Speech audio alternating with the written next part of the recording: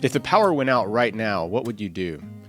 I have friends that have lost power for a week or more. Houston, Nashville, even during Hurricane Helene that came through a couple of years ago, and they didn't have power for over a week. And those are in different kinds of environments too. Somewhere like in the Nashville is an ice storm, and they didn't have power for over a week. And one friend told me last week that inside his house was 28 degrees. And that was really, really hard and really difficult for his small children. So what I want to do today is share with you some thoughts about what you can do before the power goes out, what you can do kind of during that period of power outage, and a few extra tips as well. So let's get into it. So why is it important to even talk about this? Well, obviously there's a number of reasons why the power could go out, the most obvious being storms, not just lightning, wind, rain, but also ice storms as well. It's pretty common in the wintertime. But also things even more extreme like EMP attacks or grid down situations. And sometimes the power company has to do some kind of maintenance and there's no power for a certain length of time, usually that's shorter. But you think about the reasons why you need to prepare, and one of them, probably the most basic common one, is food spoilage. And so, obviously your food, and people talk about 4 hours in refrigerator before, you need to really start having some kind of way to supply power to your refrigerator. They talk about 48 hours, 2 days for a deep freeze that's full of food. Again, these are just rules of thumb here. Another one is, you think about ATMs or gas pumps. I mean, these things don't work if there's no power. Even your home internet or your Wi-Fi, heat and AC. Of course, this is going to be more difficult to supply power to because they draw a lot of electricity, a lot of power for those things. How are you going to prepare your food? Maybe even your medical devices. So if you're on some kind of CPAP machine or some other kind of medical device and the power goes out, can you still run those things to make sure that you stay alive and well? All right, so what can you do before an outage? And that's really the main purpose of this video today. What can you do right now before you get to that point that the power shuts off? And I think the first thing to think about is a light source. So obviously flashlights, lanterns, extra batteries, making sure they're accessible. So when the power does go out, you can just quickly grab and go. You're not having to fumble around trying to find something. And then, for a lot of us, you find a flashlight in the drawer somewhere, and then of course the batteries are dead. So making sure that you have charged flashlights, lanterns. You got to be careful about some of the fuel lanterns. I mean, if you know what you're doing, obviously go for it. But a lot of people don't. So maybe having lanterns, like LED lanterns that are charged and ready to go. That's one big thing. I think a second would be power banks. And I've done many videos on things like the EcoFlow brand or other brands of bigger, smaller power banks. And there's even power banks that you can use that can charge, or not charge, but can keep your refrigerator going and even some smaller appliances going. So these are really handy things to have. And we've used them before on a number of different things, not only for power outage, but if we're in a remote spot and we need power for tools or things like that, be able to have those things. Of course, charging cell phones. So maybe the cell towers are still working.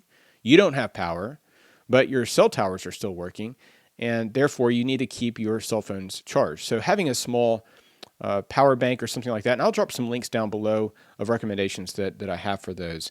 Maybe a solar charger is also a really handy thing to have, a larger solar panel or something to charge things, but also even a smaller, there's these handheld solar chargers as well that are really handy to have, especially for like your get home bag or a bug out bag. Throw one of those in there, but some way to charge your equipment, your gear. I think a third would be having generators and fuel, obviously. I recommend even having a whole house generator. I know that's a whole nother subject and a lot bigger of a task. I do have a video on what we've done, kind of the poor man's way to do a whole house generator on the cheap. So I'll drop a link for that video down below.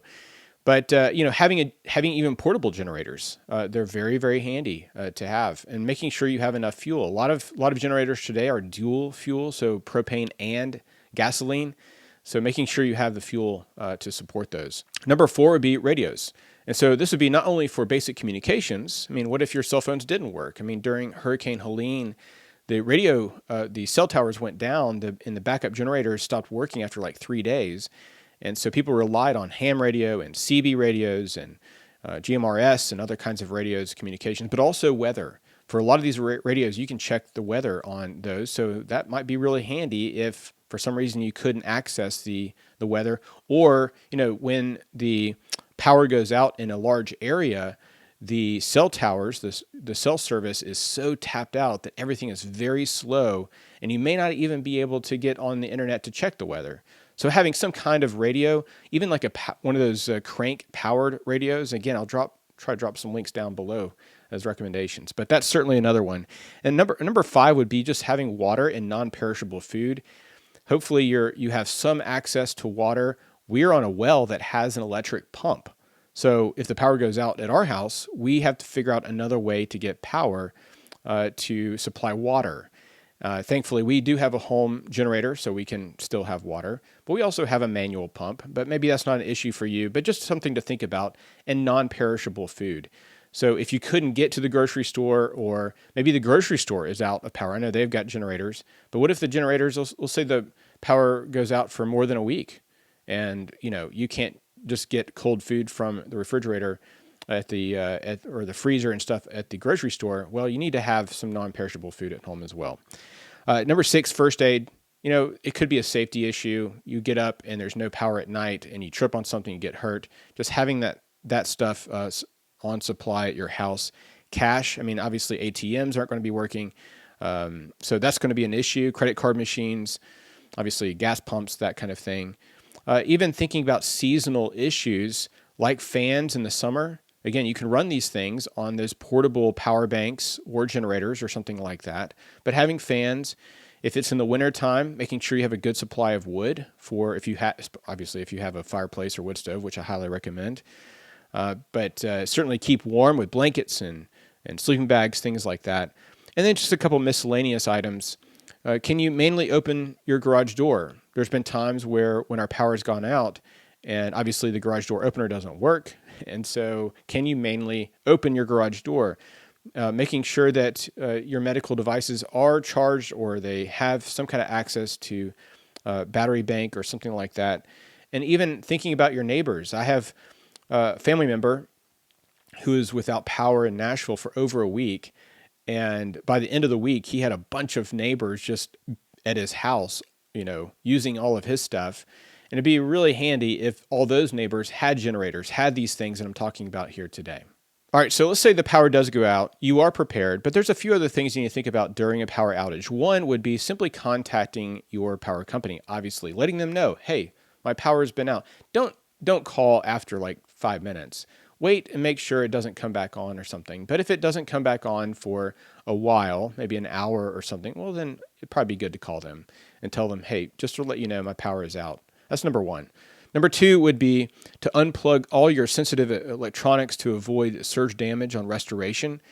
So obviously, if everything is plugged in and the power is restored, it could cause some kind of surge problems with those electronics. Number 3 would be leaving at least a light switch on somewhere, so when the power does come back on, you'll at least know. And especially for those of you that use a whole home generator, this is going to be harder because you've shut the power off. And this is why it's good to have a contact with neighbors.